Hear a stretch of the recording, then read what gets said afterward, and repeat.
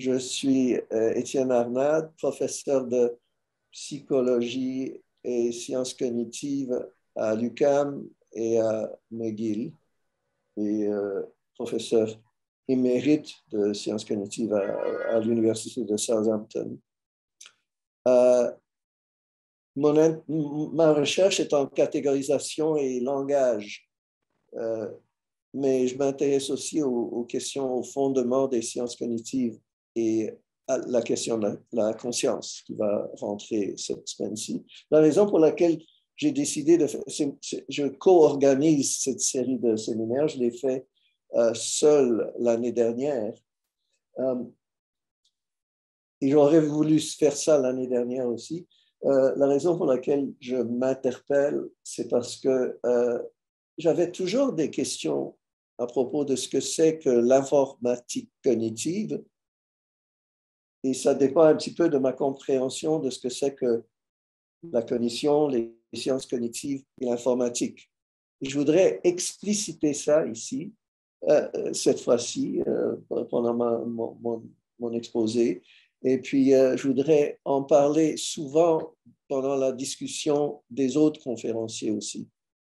C'est quand même un doctorat en informatique cognitive. On devrait avoir une idée de ce que c'est que l'informatique cognitive. Et pour ça, il faudrait savoir ce que c'est que la cognition. La question que je pose, qu'est-ce que c'est que la cognition? Répondons avec des questions auxquelles on sait déjà. Qu'est-ce que c'est que l'informatique? Ça, je ne vais pas faire en acte interactif. L'informatique, c'est ce que les inventeurs de l'ordinateur ont découvert ou ont formalisé au début du siècle précédent. On a la machine de Turing qui fait la manipulation des symboles, qui implémente des algorithmes qui sont comme des recettes qui nous disent quoi faire d'un pas à l'autre. Vous savez déjà que la machine de Turing qui est fictive, ça c'est une vraie machine de Turing, mais ça ne fait pas grand-chose. Mais théoriquement, la machine de Turing est capable de lire des entrées sur le ruban, qui sont des symboles. Les symboles sont des objets arbitraires. On ne perd pas de généralité si on les traite comme des 0 et des 1, ou disons même des 1 et rien. Donc, 1 ou rien. 1 suffirait. Qu'on manipule, et c'est important qu'on comprenne que les symboles sont manipulés selon leur forme et non pas selon leur sens. Ce n'est pas ce que ça veut dire qui est en jeu en informatique et en calcul, mais sa forme. Parce que ce que fait cet appareil-là, selon l'état dans lequel il est, il est configuré physiquement pour soit lire un symbole, écrire un symbole, avancer le symbole, ou arrêter. C'est tout ce qu'il fait. Et puis, ça suffit, par exemple, pour l'exécution de ce qu'on connaît tous comme étant,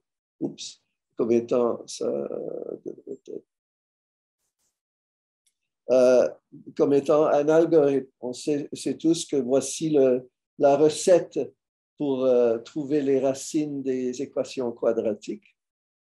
La machine de Turing est capable de implémenter ça sériellement. On peut le mettre dans un état où est-ce que quand on rentre une équation quadratique 2x carré moins 3x plus 6 égale 0, il commence avec le premier symbole, 2, et puis ayant lu ça, selon l'état dans lequel il avance son ruban, il lit ce qui est le prochain symbole, ce qui est x, etc.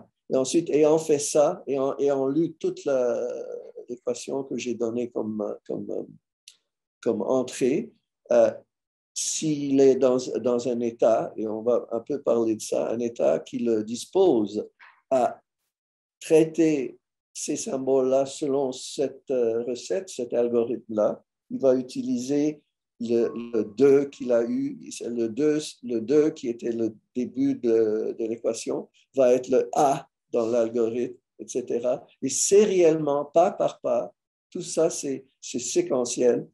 Ça va exécuter l'algorithme qui est déjà codé dans la machine, dans l'état de la machine, sur chaque entrée, jusqu'à ce que ça arrive à la fin et ça donne la racine de l'équation quadratique que je vous ai donnée. Je ne sais pas ce qui est la racine, mais c'est possible de le calculer avec ce formulaire-là. Et c'est ça ce que fait l'ordinateur. C'est ça ce qui est le calcul selon Turing. Le calcul, c'est cette manipulation sérielle des symboles qui donne un résultat qu'on cherche.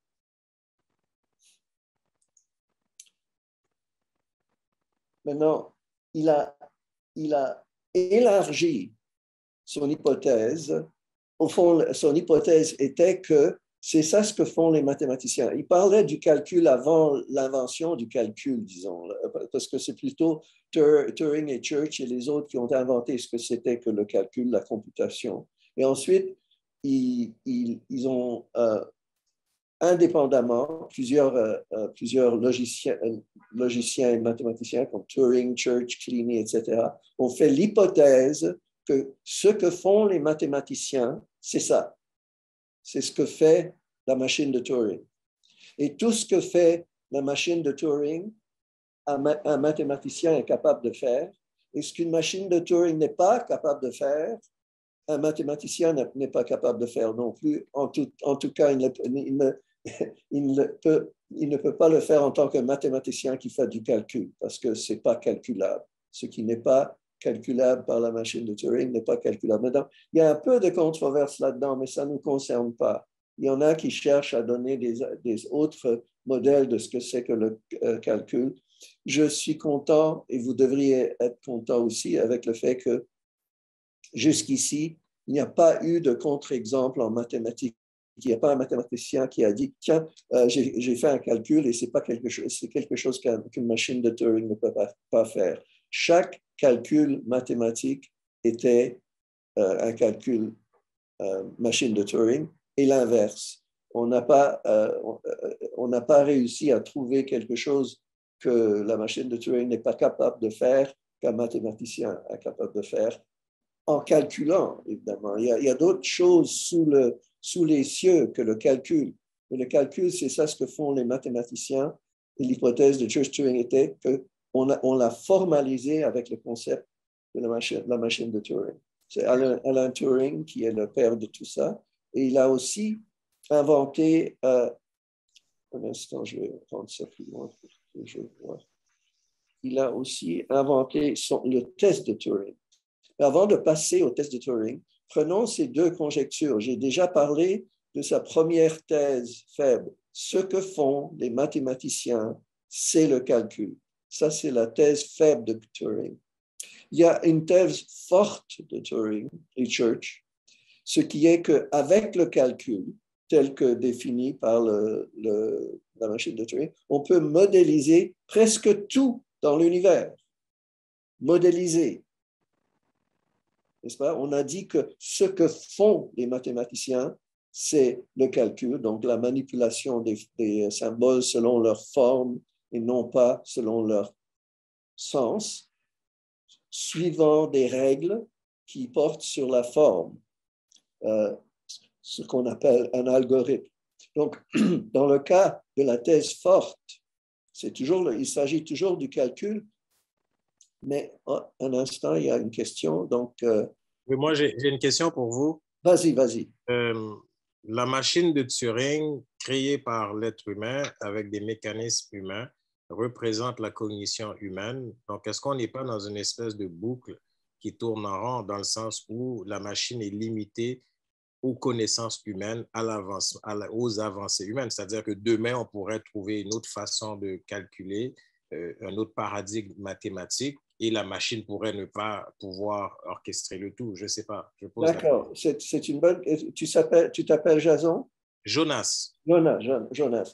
Jonas, c'est une bonne question, mais malheureusement, tu t'adresses à une chose que j'ai prononcé le mot cognition avant de commencer la présentation. Mais depuis que je fais ma présentation, je n'ai pas parlé de cognition, j'ai parlé de calcul. Donc, si tu veux parler des boucles, attends la cognition, s'il te plaît. OK, parfait. Donc, la thèse forte est qu'avec avec le calcul, on peut modéliser presque tout. Tu aurais pu dire ici, la cognition, c'est quelque chose dans l'univers. Est-ce que ça peut modéliser la cognition? On n'a pas encore défini ce que c'est que la cognition. Et la réponse est oui, ça peut modéliser la cognition. Mais attention, qu'est-ce que c'est que de modéliser? On peut modéliser, par exemple, un système planétaire avec toutes les planètes et puis leur position et leur sens, direction, etc. Dans ce modèle, qui est une sorte d'oracle, on peut poser des questions comme où est-ce que Jupiter sera en septembre 2099 à 9 heures du matin sur la Terre. Et puis la réponse est là dans le modèle. Donc l'oracle a toutes les informations, mais le modèle n'est que ce qu'on fait quand on fait quand on applique l'équation quadratique, l'algorithme pour l'équation quadratique. C'est juste la manipulation des symboles. Il n'y a pas de Jupiter là-dedans, il n'y a pas de Terre là-dedans, il n'y a pas de mouvement. Il y a tout simplement des symboles qui sont interprétables comme étant ces affaires-là, mais qui ne sont pas ces affaires-là. Avec la thèse faible, ce qu'on faisait, c'était le calcul même. Mais avec la thèse forte, on fait le calcul, mais la chose qu'on modélise avec le calcul, c'est une chose réelle dans le monde. Il faut faire cette distinction-là. Et avec cette distinction-là, je crois non seulement à la thèse faible, mais à la thèse forte de Turing, que oui, le calcul est assez fort pour modéliser presque tout. Je dis presque tout parce que ça ne peut pas modéliser un processus qui est continu en ce sens mathématique de continu, c'est-à-dire toutes les manipulations de symboles sont discrets. On peut rendre l'échelle de plus en plus petite, mais c'est toujours discret. On peut pas avoir la continuité en calcul. On peut l'approximer, mais on ne peut pas l'avoir. Mais c'est inimportant. Vous allez voir que toutes les questions concernant la continuité, la mécanique quantique, etc., tout ça, ce n'est pas pertinent à ce dont on va parler maintenant. Le calcul, genre Turing, suffit. Et voici les deux chaises. Maintenant, je pose une autre question, les deux thèses de Turing concernant ce qui est le calcul et ce que le calcul est capable de faire. Maintenant, je demande qu'est-ce que c'est que l'ingénierie. J'ai mis un aspirateur là pour un exemple. L'ingénierie, de façon générale, c'est une activité humaine qui crée des appareils, disons, en informatique, ça sera plus que des appareils, ça sera aussi des calculs. Mais en ingénierie en général, je crois que le modèle de l'aspirateur suffit. On est des humains, on a besoin de certaines choses doivent être faites. Et puis, l'ingénierie nous aide à le faire s'il y a deux rives et puis une rivière, et puis il faut un pont pour passer d'un rive à l'autre.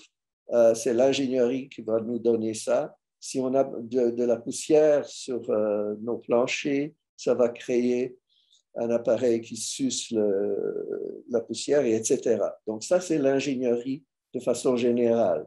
Gardez ça à l'idée. On va revenir à l'aspirateur tantôt. Qu'est-ce qu'une machine? Important aussi. Une machine, c'est un système causal. C'est sûr que l'aspirateur est un système causal, mais il y a aussi l'univers, dans le système solaire, par exemple. Ça aussi, c'est un système causal. Tout ça, c'est des machines, et la machine, c'est la même racine gréco-romaine, le mécanisme, la machine et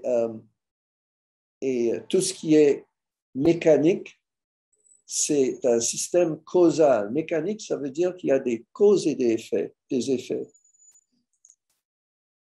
Qu'est-ce qu'un robot? Un robot est une machine créée par les humains pour certaines fins, et on va revenir à ça aussi. Mais il y a aussi d'autres choses dans les cieux. Il y a des organismes biologiques. Ce sont également des systèmes causaux et ce sont des machines, mais ce sont des machines biologiques.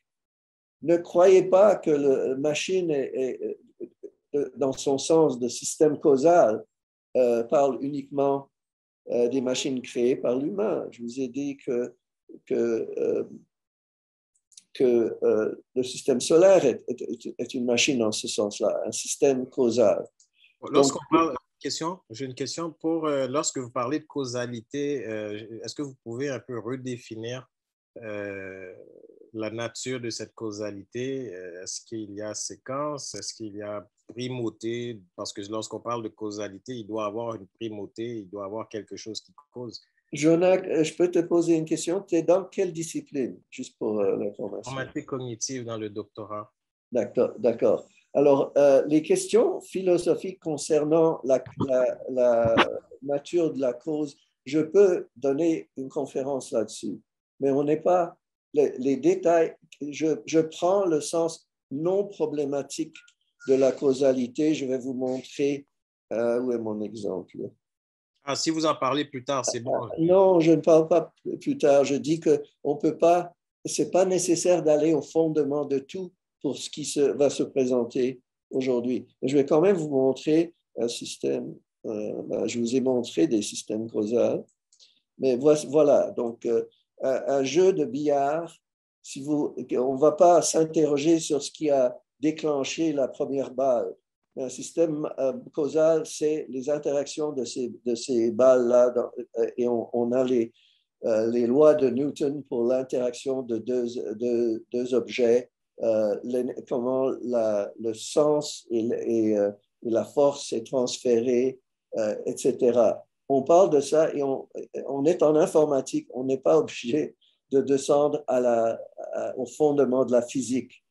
Acceptons que ça, c'est la causalité, tout autant qu'on l'a accepté dans le cadre de la gravitation et les systèmes causaux comme est-ce que je vois mal, mais comment faire en sorte que mes mini soient plus grands? Où est-ce que c'était? Voilà, dans l'univers, voilà.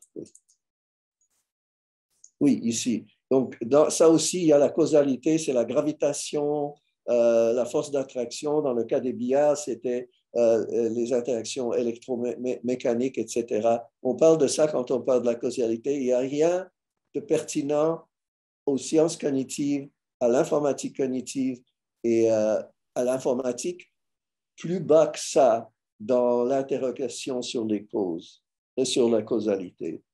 Par exemple, les paradoxes des sceptiques concernant la causalité, etc., ça ne rentre pas dans ce que nous faisons ici. Voilà. Donc, voilà. Et puis maintenant, Elisabeth sera contente. Là, je vais pas lever, je vais juste terminer le partage. J'ai parlé de ce que c'est qu'une machine, un robot, l'informatique, le calcul, etc. Qu'est-ce que c'est que la cognition, puisque vous êtes des étudiants en informatique cognitive et vous devriez avoir au moins une thèse provisoire. J'ouvre le micro. Levez la main et je vous donne. Elisabeth t'a dit que tu en avais. Vas-y. Oui, moi, je peux y aller. J'ai réfléchi depuis hier à ça, mais en même temps, depuis le début de mes études en sciences cognitives, j'ai trouvé comme 3 perspectives importantes dans cette question-là. La première, c'était en termes de fonction. Donc, qu'est-ce que ça fait, la cognition? La deuxième, c'est en termes de substrat. Donc, d'où ça vient? Ça émerge de quoi, au juste? Puis le troisième, c'est l'idée de la représentation. Il n'y a pas de cognition, à mon avis, sans représentation. Donc, la présence de un est l'équivalent à la présence de l'autre. En termes de fonction, j'ai trouvé 3 fonctions de base qui disaient qu'il fallait qu'il y ait cognition pour avoir...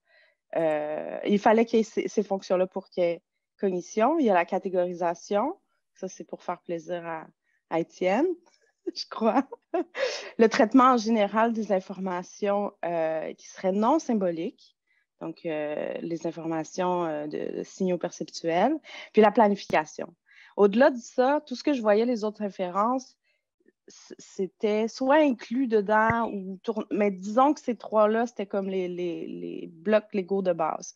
En termes de substrat, j'étais en train de débattre avec moi-même. Est-ce que là, on est dans Searle, est-ce que le green goo est capable d'avoir de la cognition ou pas? Est-ce que ça prend absolument un système biologique pour qu'il y ait cognition? Puis j'ai fort l'impression que moi, je me situe de ce côté-là, où la cognition, c'est quelque chose de biologique.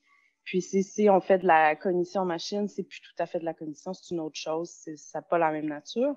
Puis le troisième, c'était la représentation. Puis là, je vais prendre exactement ta définition, c'était faire la bonne chose avec la bonne chose. S'il y a cognition, c'est qu'on fait la bonne chose. Attention, Elisabeth, avant d'attribuer des choses à moi. Okay. Moi, je travaille sur la catégorisation. Ouais. C'est la catégorisation que j'ai définie comme étant comme la bonne chose, la bonne chose. Et je sais, vous n'utilisez pas le mot représenter. Moi, c'est ce que j'utilise de mon côté parce que je viens des sciences humaines. Alors, on utilise le mot représentation. Mais disons, la capacité de prendre un contenu et de le transformer, de l'ancrer, puis de le mettre dans un symbole, ça me paraît quelque chose qui a rapport avec la cognition. Fait que ça, c'était comme les 3 morceaux importants. Puis au centre de toutes ces choses-là, le dilemme de savoir est-ce que la machine cogite ou cogite pas, je me pose la question, je ne sais pas. Parce qu'à travers ces trois versions-là, il y avait toujours l'idée que la cognition, ça traite du contenu. C'est avant qu'on traite des symboles. C'est prérequis que de traiter des signaux perceptuels, quelque chose qui vient du monde, versus, par exemple, un programme informatique qui traiterait une représentation de la connaissance qui a été formulée par un humain. Fait que ça, c'est ma perspective, c'est mon opinion. Je la lance comme ça, mais je voyais 3 visions différentes de la cognition en fonction des fonctionnalités que ça fait, du substrat qui le produit, puis de la nature de l'information qui est traitée. C'est comme 3 versions différentes de cette question-là. Fait que je lance ça dans l'univers, puis je vais voir ce que ça va donner. D'accord. J'aime beaucoup la première, la fonction, ce que fait le système en question. Je présume qu'on parle des systèmes qui cognisent ou cogitent, comme tu dis, c'est la même chose, qui cognisent. Donc, ce qu'il fait, ce qu'on peut observer de ce qu'il fait, et ça constitue nos données. On ne peut pas nier que le fait que peu importe si on est informaticien, on est biologiste ou psychologue, les données sont ce qu'on peut observer. Et ce qu'on peut observer avec les systèmes qui cognisent, c'est ce qu'ils font. Plus que ce qu'ils font, ce qu'ils sont capables de faire. Et notre défi, c'est d'expliquer causalement cette capacité. Je vais revenir à ça. Donc là, c'est tout à fait convenable ce que tu as dit. Le substrat, oui, la question est, qu'est-ce qui est le matériel qui génère cette capacité d'agir que tu as appelé la fonction, ce que fait le système? Oui, c'est la question. Il y a plusieurs réponses qu'on donne et comme tu sais, les computationalistes que je vais définir tantôt soutiennent que la cognition, c'est le calcul, genre Turing, et le substrat, c'est tout simplement le matériel qui exécute le calcul. Mais ce n'est pas la seule raison, la seule réponse qui est possible. Pour les deux premières composantes, je suis tout à fait content avec ce que tu as dit. Tu as un petit peu bégayé sur la représentation et la catégorisation. Et en effet, je suis un petit peu intimidée par la présence de mon professeur Arnaud qui refuse même le mot représentation. Alors, j'essaie de naviguer à travers les vocabulaires. D'accord, mais je serai gentil parce que je n'interdis pas les mots. C'est quand les mots ne veulent rien dire ou s'ils sont incohérents que je les interdis. Donc, je te permets de définir une représentation, mais pas trop long, s'il te plaît, et garde ça digérable. Qu'est-ce que c'est qu'une représentation? Une représentation, c'est la capacité de transformer un contenu en quelque chose de sensé. Je vais le définir comme ça. Transformer, c'est quelque chose qu'on fait. Oui, donc, ça rentre dans la première composante. Tu ne peux pas faire ça. Tu voulais dire que... oui. Donc, qu'est-ce que c'est qu'une représentation sans faire allusion à ce qu'on fait? Je ne peux pas. Alors, parce que représenter... est-ce que je peux te recommander quelque chose qui est plus innocent que la représentation? Vas-y. Sauf que c'est biaisé vers une théorie de la cognition qui est contestable. La version que je te recommande à la place de représentation, c'est le codage. Et tu vois que le codage, c'est biaisé vers le calcul. Mais ça c'est tenable. Mais je serais d'accord avec cette traduction-là. C'est ce que je veux dire par représentation ressemble énormément à cette fonction-là dans le codage, de transformer un signal perceptuel en quelque chose qui a un sens. Attends, il n'y a pas de signal personnel dans codage. Le codage, c'est ce que fait... le formulaire que j'ai montré, l'algorithme pour les équations quadratiques, c'est une façon de coder, et je rentre à ta première composante, à quelque chose qu'on fait. Ce qu'on fait, c'est de trouver les racines des équations quadratiques. Avec le code, ce qui est codé dans l'algorithme de moins b, plus ou moins, etc., blablabla, ça donne la solution. Mais attention, parce que ça, c'est le calcul, n'est-ce pas? Lorsque tu parles de ce qui est sensoriel, ou lorsque tu parles de la catégorisation, tu reviens, dans le cas de la catégorisation, à la composante 1, c'est quelque chose qu'on fait de catégoriser. Et dans le cas du sensoriel, tu parles du substrat, c'est-à-dire qu'est-ce qui est le matériel qui fait quoi avec quoi en matériel. Oui, puis cette dernière étape-là, c'est peut-être que j'ai du mal à exprimer, c'est cette connexion entre ces deux morceaux. C'est la connexion entre l'un et l'autre. C'est ça mon troisième. Quand je disais représenter, là, c'est cet aspect-là qui est non seulement de catégoriser, mais de catégoriser à partir d'un stock d'informations qui va être traité, encodé pour prendre un sens, une transformation de l'information pour rendre quelque chose de sensé. Et je sais là-dessus, on ne s'entendra probablement jamais parce qu'on n'a pas les mêmes perspectives, mais c'est ce que j'essayais d'exprimer. D'accord. Maintenant, Toufik. Oui, moi, j'aurais peut-être une définition un peu rapide par rapport à celle d'Elisabeth. Donc, et c'est une définition comme ça, genre une intuition. Moi, je dirais la cognition est l'ensemble des mécanismes dont jouit l'esprit afin de décoder des états mentaux qui émergent grâce à l'interaction avec le monde réel. Et il y a une certaine causalité, bien sûr, entre le monde réel et la cognition. Et je sous-entends par mécanisme l'habilité de produire un langage, comprendre un langage, immerger une catégorie, raisonner sur des catégories, etc. Voilà, merci. Là, tu es d'accord avec Elisabeth concernant la composante 1, les choses qu'on fait, n'est-ce pas? Ce que tu viens de dire, ça rentre tout dans la première, dans le premier créneau à Elisabeth. Mais tu as prononcé des mots, c'était dangereux de les prononcer tout autant qu'Elisabeth a fait un pas dangereux en parlant de représentation. Toi, tu as dit esprit, état mentaux. Tu ne peux pas utiliser esprit et état mentaux pour définir ce que c'est que la cognition.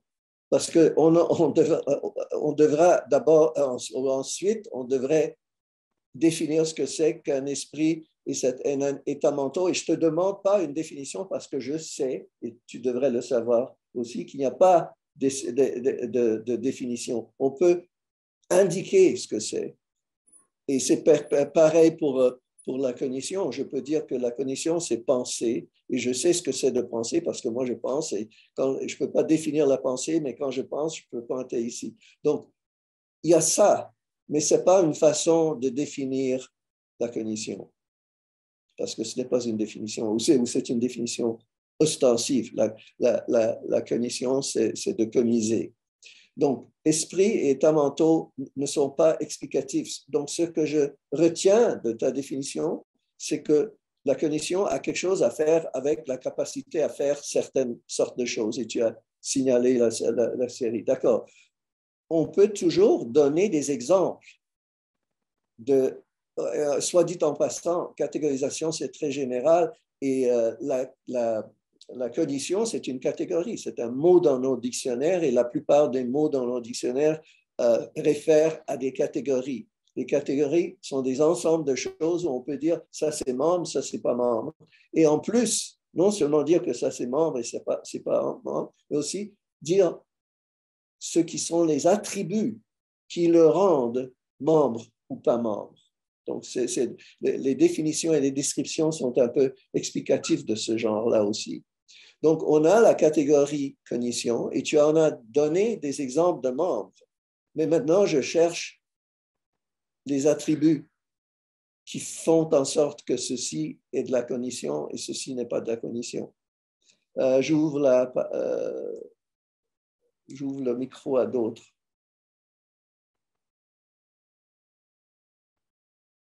Deux candidats et c'est tout.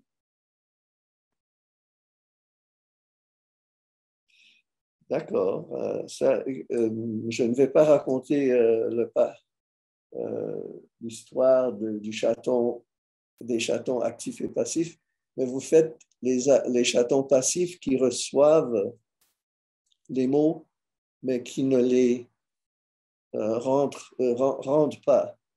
La question est difficile et très risquée. Il faut être honnête. Quand on est en sciences cognitives, répondre à ces questions-là, c'est relativement risqué. Parce qu'on montre nos cartes, on montre nos croyances qu'on garde très précieusement proches de notre cœur et qu'on explicite. C'est une bonne idée de les expliciter. On ne risque Moi, j'ai pas de problème avec ça. On ne risque rien. Vas-y, Mao. Je ne pense pas que c'est nécessairement difficile. Je pense que c'est surtout une question de domaine d'application. Et donc, on a une version partielle dépendant du domaine. Je pense que parce que je viens du domaine de l'inférence active, la cognition pourrait être définie comme la capacité de faire multiples prédictions et de sélectionner une prédiction par rapport à un modèle qui convient mieux à limiter l'entropie en fonction du phénotype de ce qui applique la cognition. Est-ce qu'on est capable de la mettre en œuvre ou non est une autre question. Je pense que ce n'est pas nécessairement nécessaire à la cognition, mais en tout cas, d'avoir une prédiction favorisée est, je pense, centrale à la cognition. Je dirais que tu fais la même chose que Toufik en donnant un exemple de ce que c'est que de cogniser. C'est un excellent exemple, mais pas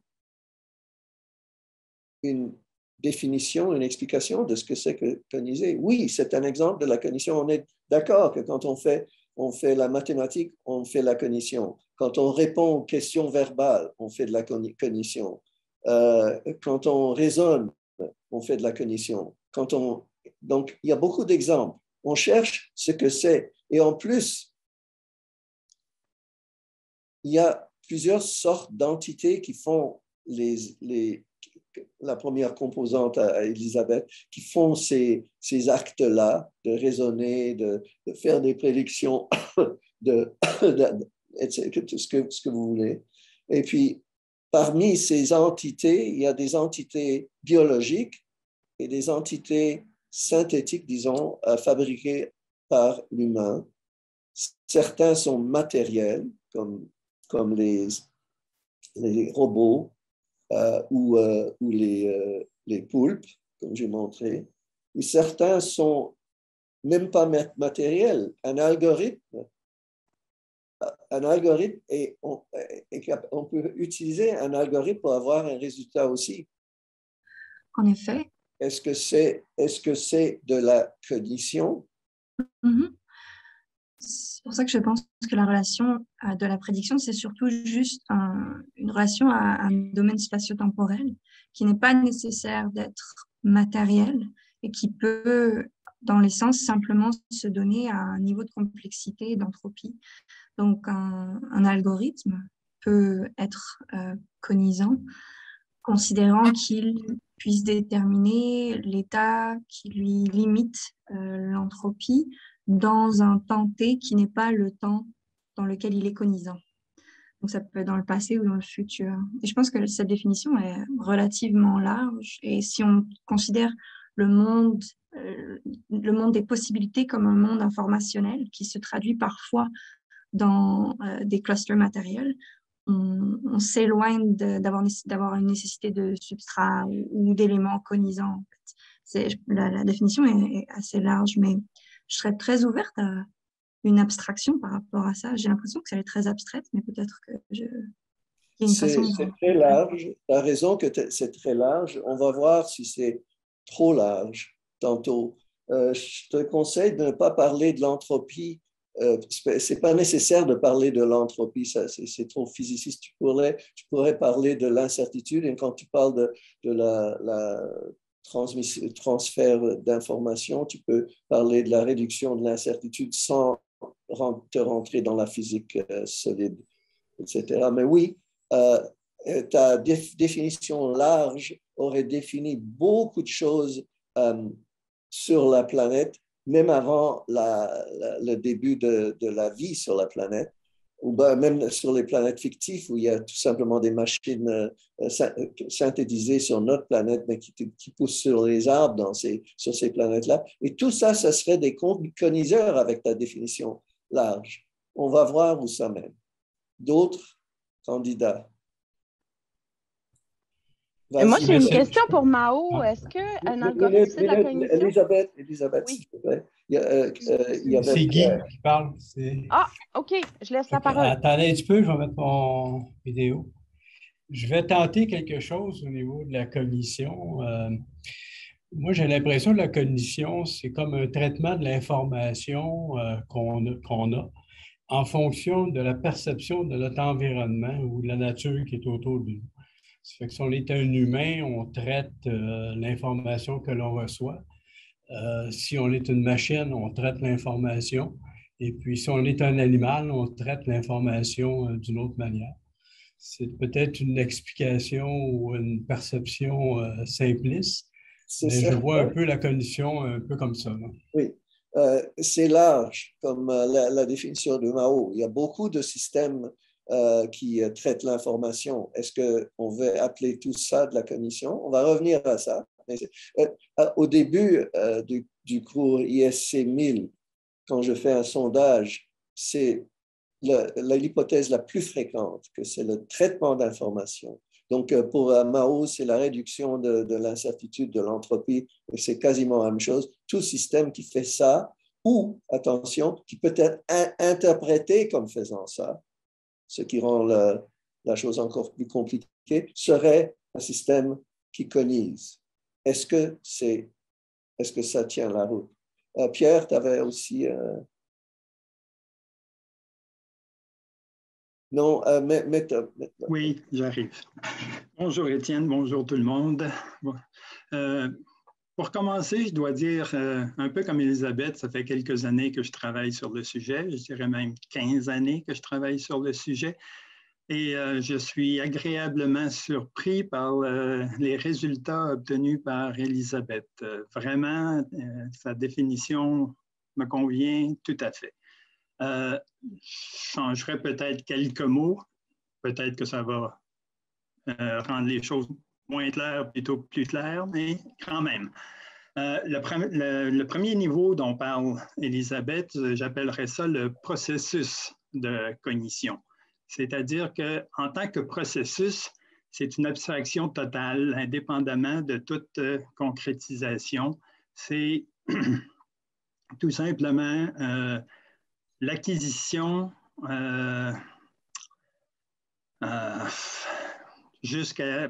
l'acquisition d'informations, l'acquisition comme dans apprentissage, le rappel d'informations comme dans mémoire et la manipulation de cette information-là ou le traitement d'informations en général pour l'action.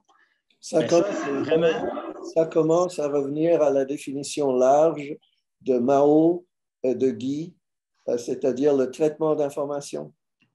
Oui, mais seulement au niveau totalement abstrait, le plus élevé, totalement abstrait. Maintenant, à un niveau inférieur, ou la deuxième étape d'Elisabeth, je parlerai de système cognitif. C'est-à-dire qu'à ce moment-là, ce n'est plus seulement le processus qui compte, mais bien un système concret dans lequel ce processus de cognition est réalisable. On sait que le cerveau est un système cognitif. Quand on parle d'intelligence artificielle, on prétend qu'une machine peut permettre d'implanter la même chose que le cerveau fait. C'est la thèse forte de Turing qui dit si on utilise une machine qui est capable de faire du calcul, avec cette machine, on est capable de modéliser un cerveau et en modélisant ce cerveau, on peut réaliser le processus de cognition. Maintenant, ce n'est pas la cognition en soi qui est cognitive ou cognissante ou n'importe quel terme. Ça prend un objet concret qui devient l'agent cognitif.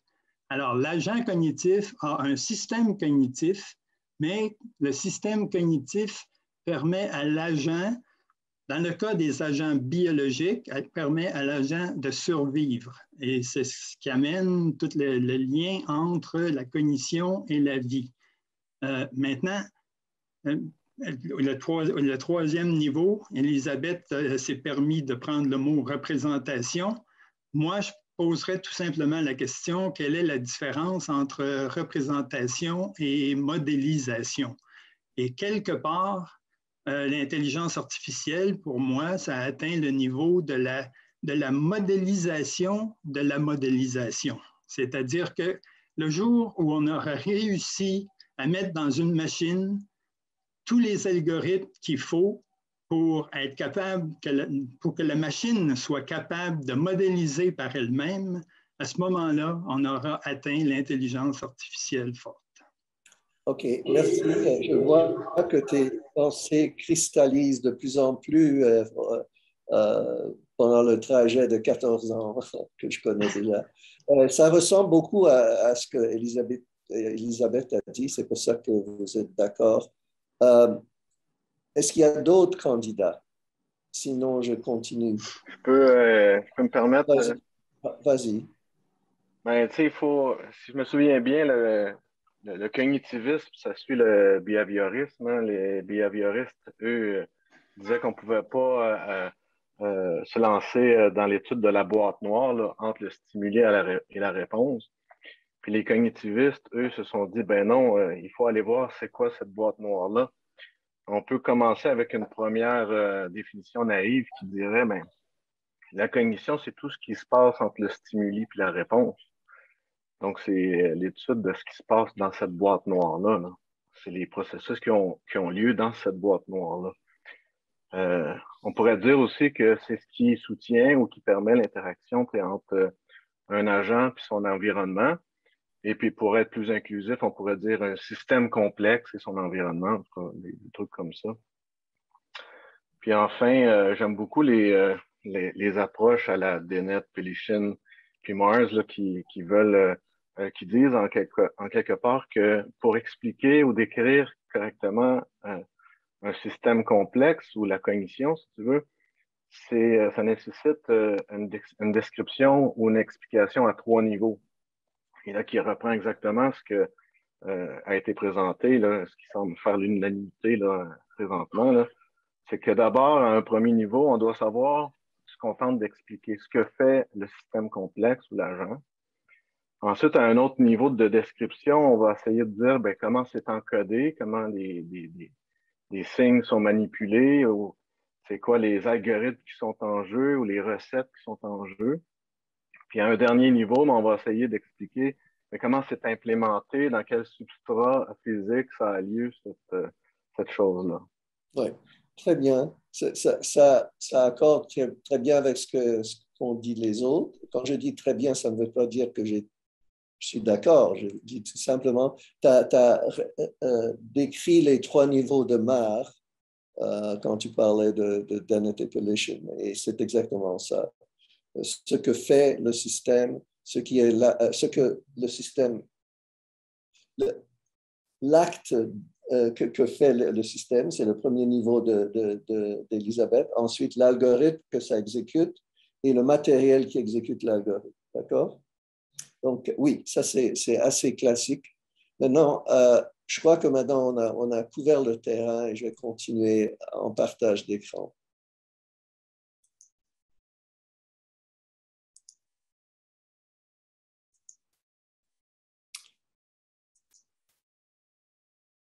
Une chose qui a été évoquée un petit peu par certains, c'était que quand même entre l'entrée et la sortie, il y a un cerveau. Et puis la cognition, on ne sait pas encore ce que c'est que la cognition, mais c'est quelque chose qui se passe là-dedans et pas ailleurs, en tout cas dans le cas des êtres biologiques. On peut aller encore plus large, mais pas aussi large que certains, en disant que si on s'accorde sur ce qui est une entité qui est capable de cogniser, et on prend le premier créneau d'Elisabeth, c'est-à-dire qu'est-ce que cette entité est capable de faire, la cognition serait ce qui se passe à l'intérieur de cette entité qui le permet de faire ce qu'il est capable de faire. Donc, ça revient à un mécanisme de production de capacité. Mais attention, parce qu'il y a même l'aspirateur que j'ai montré a des capacités. Il y a un mécanisme aussi. On n'a pas été assez discriminatif en disant que c'est un mécanisme qui génère certaines capacités sur un certain matériel. Il y a quelque chose de trop large dans ça. Et puis une autre chose est le cerveau. Il y a beaucoup d'organismes, comme on va voir tout de suite, il y a beaucoup d'organismes biologiques qui ont des capacités que certainement chez les humains, on traiterait de des capacités cognitives. Et puis, on peut aller beaucoup plus bas. J'avais déjà... Bon. Ici, il y a un être qui a aussi des remarquables capacités, mais son cerveau est extrêmement différent du cerveau humain. Donc, si on met l'accent sur le substrat d'Elisabeth, et puis on dit ce substrat me convient et ce substrat ne me convient pas, c'est un peu arbitraire. Donc, on reste toujours avec le répertoire de composantes. Il y a ce que le système est capable de faire. On n'est pas prêt à dire qu'un aspirateur fait de la cognition.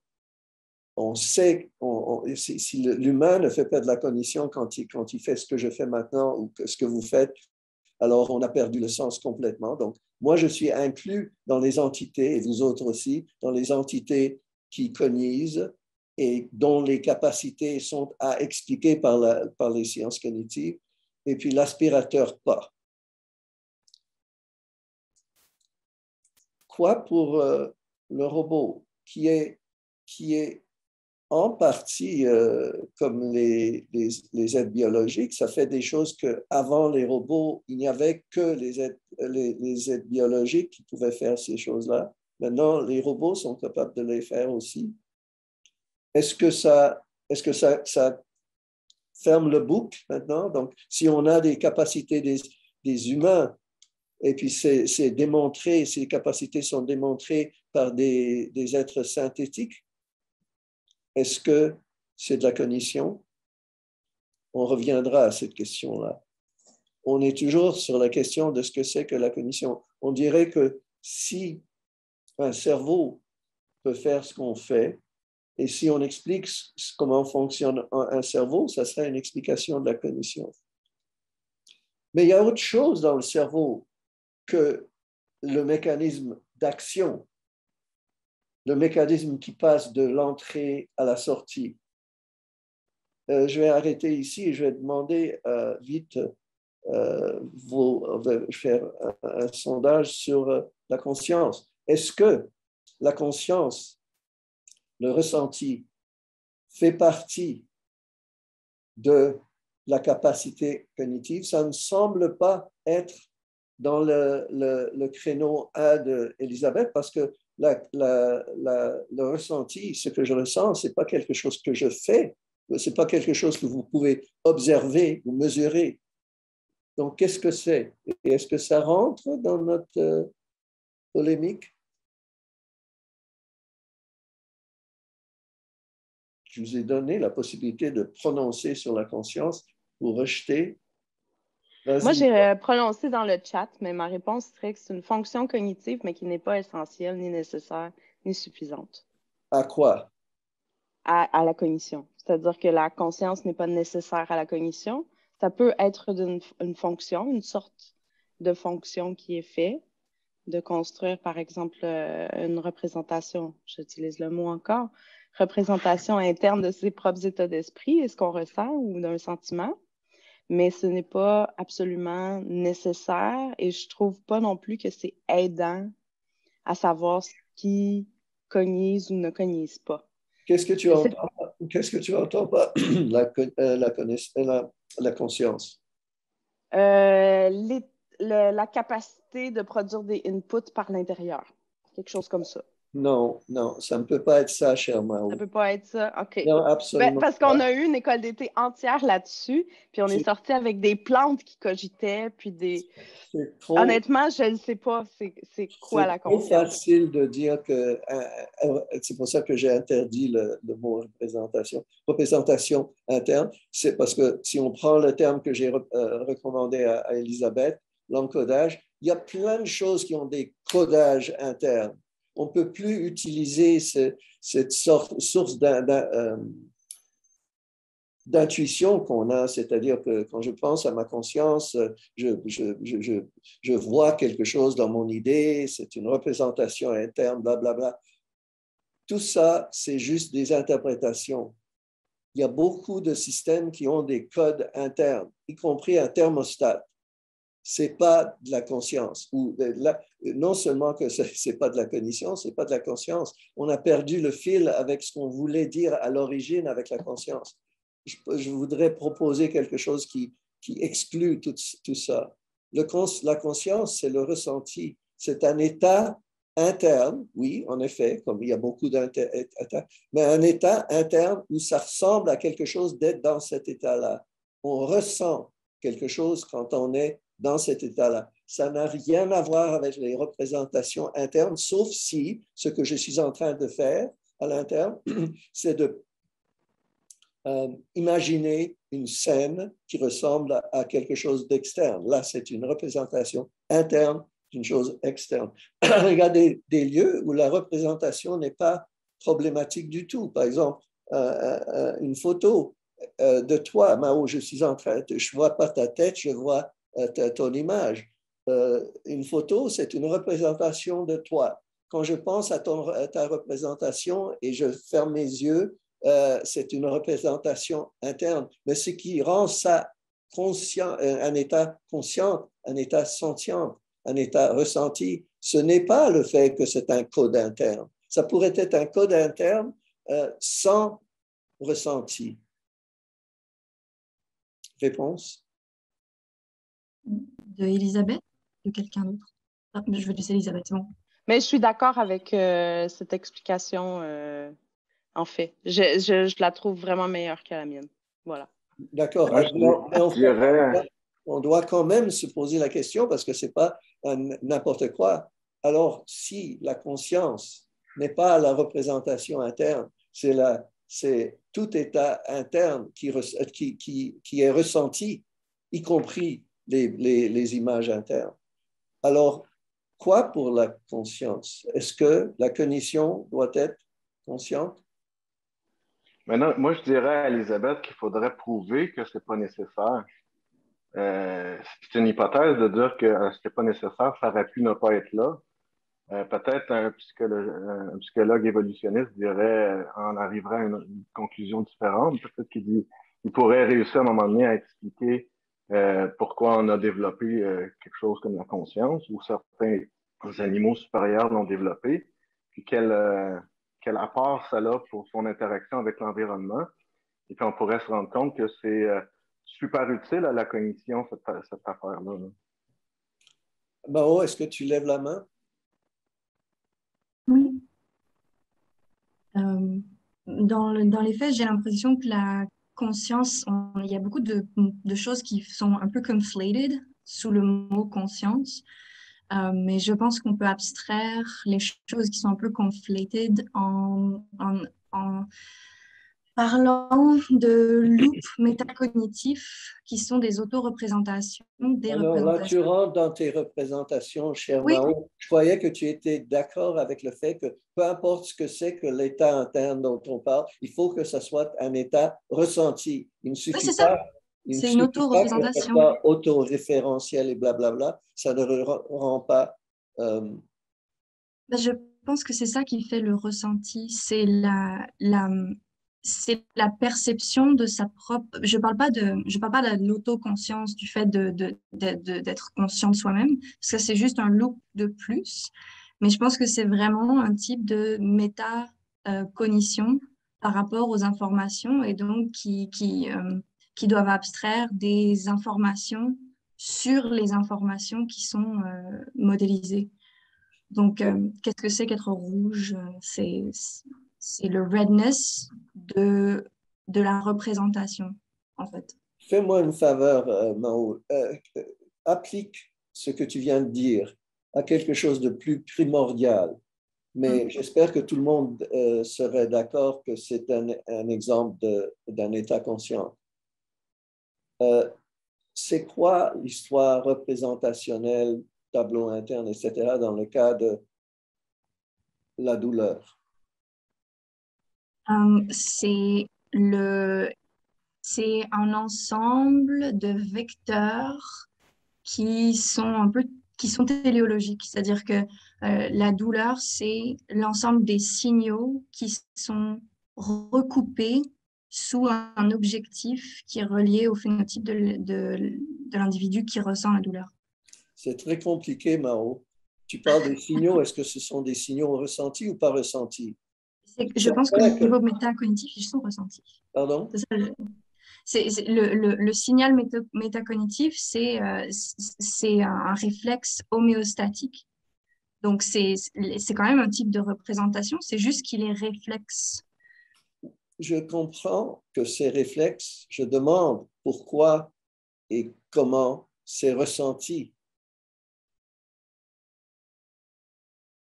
On peut l'implémenter, on peut avoir toutes sortes de choses. Moi, pendant que je vous parle, il y a toutes sortes de processus dans mon cerveau. Par exemple, ma respiration est soutenue, ma température, ma pression artérielle. Tout ça, c'est des processus internes qui ne sont pas ressentis. Je demande qu'est-ce qui rend un processus interne conscient, donc ressenti. Vas-y, Toufik.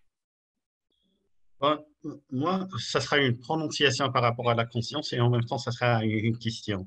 Donc, depuis tout à l'heure, on parle de définition. Comme vous le savez, quand on essaie de définir quelque chose, cette chose, c'est soit un concept concret ou bien abstrait.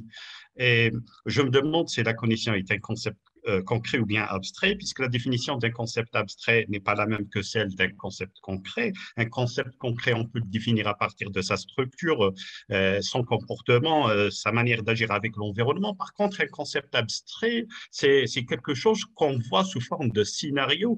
Il y a une infinité de scénarios qui peuvent définir un concept abstrait. Et par conséquent, peut-être on cherche une définition de la cognition alors qu'il s'agit d'un concept abstrait qu'on voit sous forme d'une production d'une parole ou bien d'un raisonnement, etc. Donc, il n'y a pas moyen vraiment de donner une définition.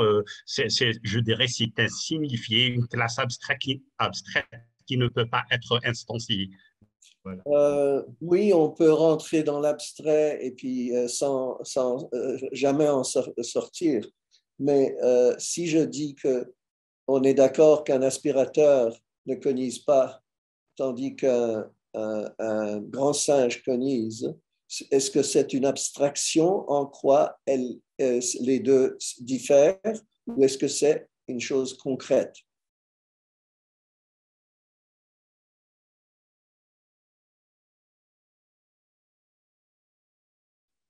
Toufik, t'es sur mieux.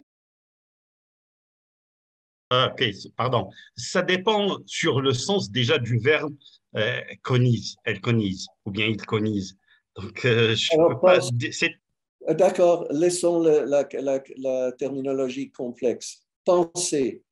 Je dis que l'aspirateur ne pense pas, le grand singe pense. Est-ce que la différence entre les deux est abstraite ou concrète? Il s'agit d'une différence abstraite. Et quand je dis que ça fait mal au grand singe et ça ne fait pas mal à l'aspirateur, est-ce que c'est une distinction abstraite ou concrète? C'est une distinction abstraite par rapport au grand singe. Attention, si toi, tu étais l'être auquel ça faisait mal, et puis on disait, ah, c'est juste une abstraction, tu ne serais pas très content.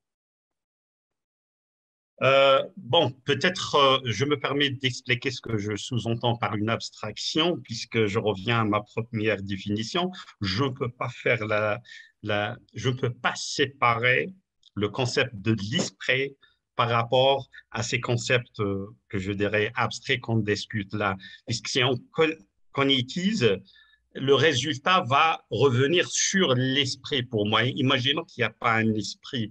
Est-ce qu'on peut parler de ces choses-là? Et je ne vois pas d'obstacle si on parle de la cognition tout en la liant à l'esprit. C'est puisqu'il s'agit tout simplement d'un outil qu'un esprit utilise. C'est comme si on parle de l'énergie. C'est quoi l'énergie? On ne peut pas définir l'énergie. Par contre, on voit ses effets dans le monde. Je crois qu'en rentrant avec l'esprit ici, on risque de ne pas démontrer que c'est quelque chose d'abstrait, mais d'aller dans un autre sens spirituel qui n'a peut-être même pas de sens. Est-ce que dire que l'esprit existe est une hypothèse forte? Je pose la question. Je n'ai pas compris la question, répète. Est-ce que dire que l'esprit existe est une hypothèse forte? Si je dis l'élec existe, est-ce que c'est une hypothèse forte, puisque vous ne savez pas ce que veut dire l'élec? Et moi, je ne sais pas ce que veut dire esprit. Je sais ce que ça veut dire de faire mal. Je sais que la douleur existe. Mais l'esprit dont tu parles, je ne sais pas de quoi tu parles. Je sais du reste, pour tous les états, que tout à l'heure, on a parlé d'à quoi ça ressemble de regarder, de voir rouge. Cet état-là existe. Mais l'esprit, je ne sais pas ce que c'est.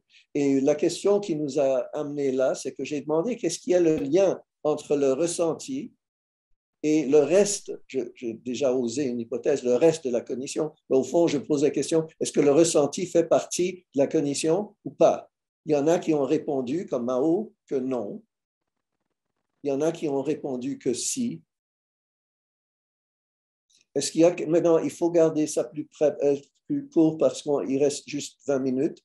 Et puis, j'ai encore des diapos à montrer. Donc, soit quelque chose de très court et précis ou je continue ma présentation. OK, j'ai vu ça de la part d'Elisabeth. D'accord. Moi, je peux rester après la fin de la conférence, mais il faut que ça rentre dans 1h30. Un instant, je partage l'écran.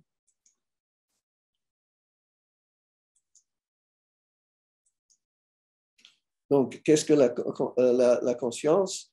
J'ai demandé non, j'ai proposé que c'est la même chose que la sentience, ce qui est la même chose que le ressenti, que les états cognitifs sont des états pour lesquels ça ressemble à quelque chose d'être dans cet état-là. Et c'est quelque chose qui manque dans beaucoup, où on croit que ça manque, dans beaucoup de choses. Le système solaire, ça ne ressemble pas à quelque chose d'être dans l'état dans lequel est le système solaire. L'aspirateur non plus. Pour les minutes, voilà.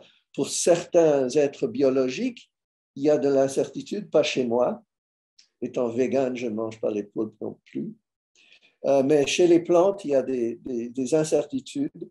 Et moi, je suis du côté de ceux qui disent qu'en effet, il faut un système nerveux pour avoir le ressenti et les plantes ne l'ont pas. En ce qui concerne les robots, passons tout de suite au test de Turing. Turing a proposé que, de façon générale, il a parlé de l'intelligence plutôt que... Un instant, est-ce que j'ai parlé de l'intelligence juste avant? Qu'est-ce que c'est là? Qu'est-ce que c'est? Oui, non, c'est correct, je suis à la bonne place.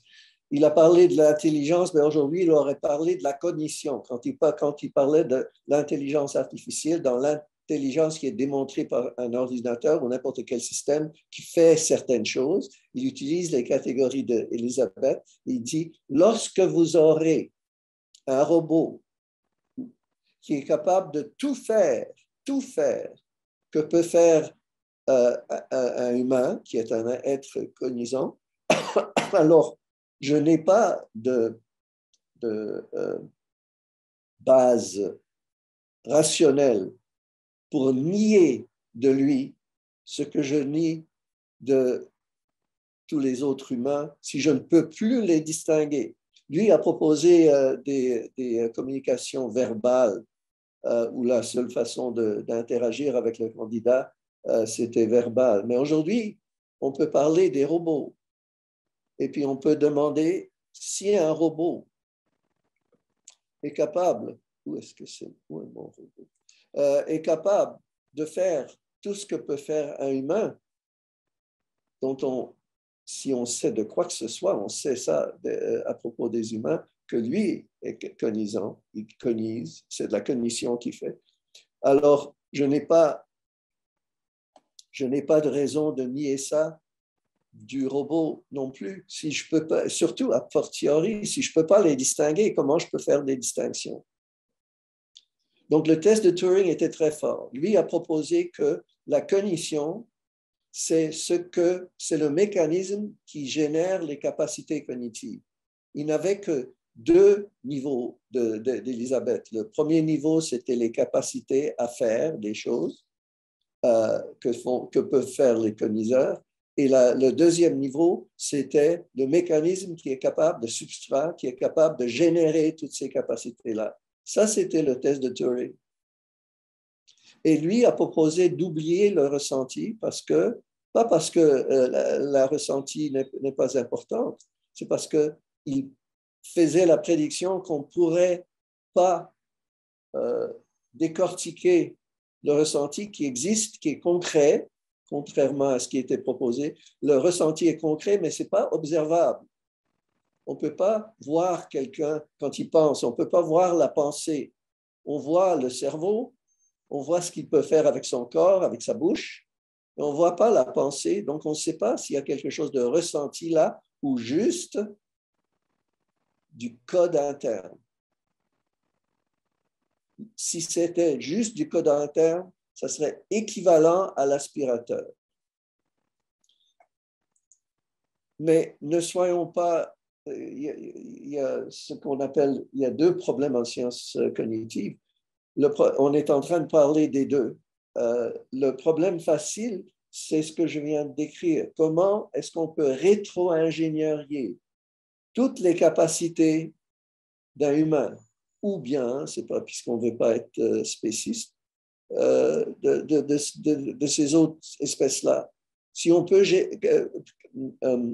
développer un mécanisme qui peut faire tout ce que peuvent faire ces êtres-là et toutes les autres espèces, on a expliqué le mécanisme causal ou bien un potentiel mécanisme causal de la cognition. On a rétro-ingénierié les capacités. Normalement, l'ingénierie qui va dans le sens normal, c'est de créer des appareils qui font des choses pour nous. Où est-ce que j'ai mis? Minute. Oui, c'est ça. Donc, comme j'ai dit, Turing parlait de l'intelligence plutôt que de la cognition, mais c'était la même chose. Il a demandé qu'est-ce que c'est que l'intelligence. Sa réponse était lorsqu'on crée un mécanisme qui est capable de faire tout ce que peuvent faire les êtres intelligents, cognizants, intelligents, alors on a expliqué le mécanisme de l'intelligence. Ne cherchez pas à toucher le ressenti qui accompagne cette intelligence. Ce n'est pas abordable parce que ce n'est pas observable. C'est le problème difficile des sciences cognitives. Voici les disciplines qui en sortaient de l'intelligence artificielle. C'était des disciplines qui créaient des outils utiles pour les humains. Les aspirateurs, les robots qui vont faire des choses pour toi, des calculateurs qui vont faire des calculs pour toi, etc. Ça, c'est des outils utiles qui font une partie de ce que font les cogniseurs, mais est-ce que c'est de la cognition? On a parlé de la modélisation tout à l'heure. Qu'est-ce que c'est que la modélisation cognitive? La modélisation, c'est d'expliquer causalement les capacités cognitives. Déjà, on a mentionné, selon la thèse forte de Turing, on peut modéliser presque tout dans l'univers et les capacités des organismes sur la Terre ne font pas une exception. C'est quelque chose de très concret. On a des espèces qui sont capables de faire certaines choses et puis, en principe, c'est possible de modéliser leurs capacités. Pas le ressenti qui les accompagne, si ça les accompagne. Et c'est à cause de ça que Turing dit, alors oublie le ressenti. Concentre sur le mécanisme de toutes les capacités cognitives, tu auras clore toutes les questions traitables de la science cognitive, des sciences cognitives. Mais il y a une théorie de ce qui va réussir à cette tâche-là, et ça utilise des composants dont on a parlé jusqu'ici, le calcul, la computation, les machines de Turing, et ce qui arrive à l'intérieur du mécanisme dans la tête des cogniseurs. Et cette thèse est le computationnalisme. Et selon le computationnalisme, la cognition, c'est de la computation, c'est le calcul. Une question avec laquelle je vais vous laisser plus tard, c'est est-ce que Turing était computationnaliste? Moi, je suis convaincu qu'il ne l'était pas. Mais revenons à la science, parce qu'on a décrit l'ingénierie et l'ingénierie à l'envers. Encore plus général que ça, encore plus large que ça, c'est la science où il y a des observations et puis on cherche une explication du comment et du pourquoi des observations qu'on peut faire, chimiques, mécaniques ou quoi que ce soit. Ça, c'est la science. Que sont les données de la science? Tout ce qui peut s'observer dans l'univers. Parmi les choses qu'on peut observer dans l'univers, c'est les capacités cognitives des cogniseurs, c'est-à-dire les organismes biologiques qui font certaines choses. Et maintenant, récemment, un autre candidat, les systèmes artificiels créés par des humains qui font également ces choses-là, à la limite, de façon indiscernable, complètement indiscernable des choses biologiques. Et le test le plus exigeant, c'est l'humain. Donc, j'arrive à la dernière question. Étant dit tout ça, j'ai parlé de la cognition, j'ai parlé des théories de la computation, de la cognition, j'ai parlé de l'informatique. Donc, on a parlé de la cognition, de l'informatique. Mais qu'est-ce que c'est que l'informatique cognitive? C'est la question que je me suis posée. Je suis dans le doctorat depuis des années, mais c'est la question que je me suis posée le plus intensivement l'année passée avec la série. Maintenant, je vais vous décrire les séminaires qu'on aura pendant cette année-ci. Le premier séminaire sera par Antonio Cella, qui va parler du langage interne en robotique, avec les théories confiantes du fait que la conscience, c'est les représentations internes. Il y a d'autres qui ont des intuitions que la pensée, c'est la verbalisation interne, que c'est la même chose. Antonio Cella est un roboticien qui va parler de ça. La semaine après, c'est Angelo Cangelosi. Cella vient de Palermo. Cangelosi est italien aussi, mais il vient de l'Université de Manchester et l'Institut Turing. Il vient d'écrire un livre sur la robotique développementale qui décrit à partir des poupons jusqu'aux robots. Ensuite, il y a Blake Richards en informatique à McGill qui va parler des représentations neuronales. Oups, j'ai dit neuronales, mais c'est neuronal. Et puis, pour les interactions qu'on peut faire dans le test de Turing, il y a aussi les jeux. Per Backlund va parler des jeux sérieux, des interactions entre les ordinateurs et les humains dans les jeux sérieux. Et ce que ça nous dit à propos du mécanisme interne de la cognition. Ensuite, il y aura un informaticien de l'Académie de sciences de la Tchécoslovaquie qui va parler des machines autonomes et conscientes. Il va prétendre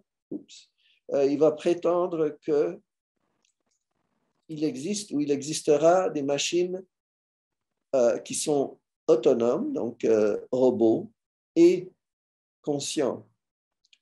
Mais on va voir, je ne connais pas tous les détails, on va voir s'il va y avoir recours aux critères de Turing, c'est-à-dire du test de Turing, ou est-ce que ça sera moins que ça.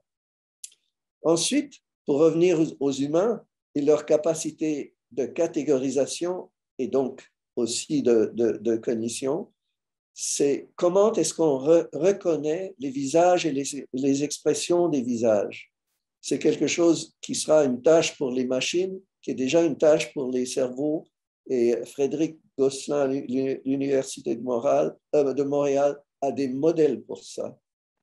Ensuite, pour quelque chose de plus classiquement classifié comme étant l'informatique cognitive, il y a Martha Kerstenhortel de Concordia qui va parler de l'interaction humain-ordinateur en chirurgie, un outil interagissant avec un cogniseur humain. Et ensuite, de Harvard, il y aura sur le même thème une conférence, un séminaire sur l'informatique biomédicale et sa relation avec les sciences cognitives. Ça, c'est pour cette session-ci. Ensuite, il y aura peut-être les 5 conférenciers suivants qui ont accepté pour la session suivante. Parmi eux, il y aura Yoshua Bengio, le grand chef des réseaux neuronaux au BILA et à l'Université de Montréal. Il y aura Arthur Glenberg qui a assisté souvent l'année passée et qui va parler de la relation, la centralité de l'émotion dans le langage. Le langage, tout le monde cite le langage comme étant un critère de pensée. On pense en mots. C'est de ça que parle notre premier conférencier. Mais est-ce que c'est vraiment juste le langage ou est-ce qu'il y a un côté ressenti qui est important pour le langage, y compris l'émotion. Brendan Jones, et lui, je ne me rappelle plus, il est en Californie, je crois. Brendan Jones de McGill va parler de l'organisation lexicale en rapport avec un logiciel, je dis toujours, c'est DST3 ou je ne sais pas, la série de logiciels qui fait des miracles avec le traitement de texte en prédisant et récemment, aujourd'hui, j'ai vu un article dans le journal que ça a sauvé la vie à quelqu'un, enfin, ça l'a guéri de la dépression, ces logiciels-là. Et puis, Brendan Jones conteste la puissance de ces outils purement textuels pour capter ce que c'est que la cognition verbale. Il y a Pascal Zaraté, je ne me rappelle plus aussi, elle est en France, qui travaille avec les systèmes Decision Support, qui est plus classiquement l'informatique cognitive, mais je ne sais toujours pas ce que c'est que l'informatique cognitive. Et à la fin, la robotique mobile avec Greg Dudek de McGill. Avec ça, j'arrête de partager. Je vous remercie et c'est la fin de mon exposé.